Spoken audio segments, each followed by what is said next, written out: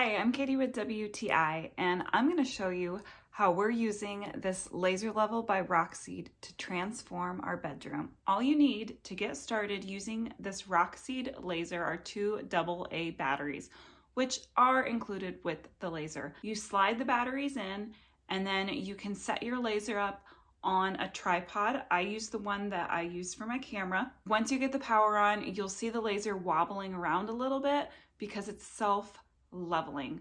I think this feature is just fabulous. Once it's level, you're ready to go and get started with painting, hanging pictures, whatever job you need to get done. But what if you don't want a horizontal or a vertical line? Slide the red switch to the lock position and then hold down the red button on the top for about 3 seconds. I love how my bedroom turned out, and it only took me 2 years to get it done.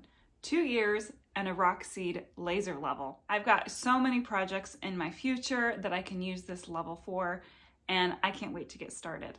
But that's just my point of view.